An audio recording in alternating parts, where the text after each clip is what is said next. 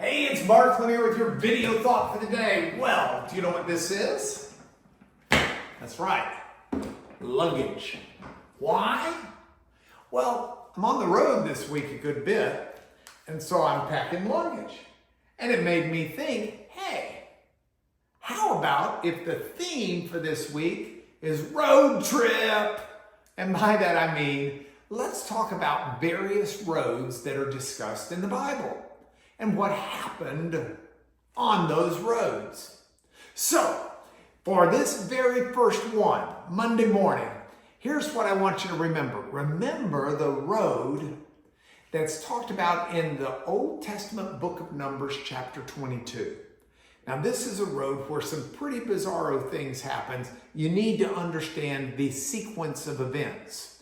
So, Moses has led the Israelites out of bondage in Egypt. And they've been doing the wilderness wanderings, and they're getting ready to head over into the promised land, they hope. And they come across the fields or the plains of Moab. All right? Now, they've been in war already with the Amorites and did some pretty whoop-em stuff on the Amorites. And now the king of Moab, Balak, is scared to death of him. So he sends some of his nobles to a prophet, a guy named Balaam. He says, hey, pay Balaam to come curse the Israelites. So they go to Balaam. They said, hey, we'd like to pay you to curse the Israelites. And Balaam says, well, let me talk to the Lord about it, Jehovah God, because he's like the one who tells me what to do and what not to do. Not bad for a pagan.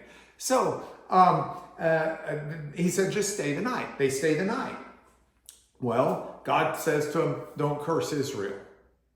He says, okay. So he sends the princes back, the nobleman, back to the king. He says, no can do. So the king gets even higher nobles and sends them with more money. Says, go get him. Go talk him into coming here and cursing. And you know, you've been told no once by God. You ought to know just to leave it there. Oh no, he's looking at the more money, he's looking at all the rest, and he says, well, you know, I really need to just ask God. So he asks God again. God says, well, look, just go with him, but you better not do anything other than what I say. And you can tell God's kind of giving him what he wanted, but not what God wanted him to have. So he gets on his donkey and he starts going down the road. And on his donkey, the donkey sees an angel of the Lord with his sword drawn on the road. So the donkey just diverts and goes into a field. Well, Balaam can't see the angel of the Lord. He's too blinded by what he wants. So he's just beating his donkey for going off and saving his life. Donkey gets him back on the road. They get to a narrow point, and the donkey starts slamming his foot against the wall because there's an angel with a sword. And this happens multiple times. And then finally God opens the eyes of Balaam, but before that he opens the mouth of the donkey. And the donkey says, why are you beating me? And he says, because you're not doing what I'm telling you to do. Here's the end of this story. God opens Balaam's eyes. He sees that the donkey was saving his life. And it's just a bizarrely, almost humorous story. But it's got a nugget of truth to it. You and I take journeys every day.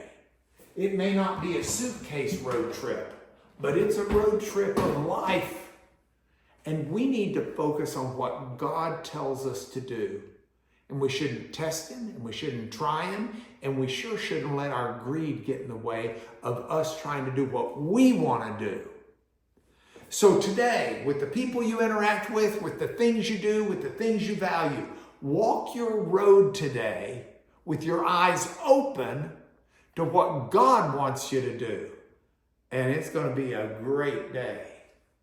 More roads tomorrow, but this is your video thought for today.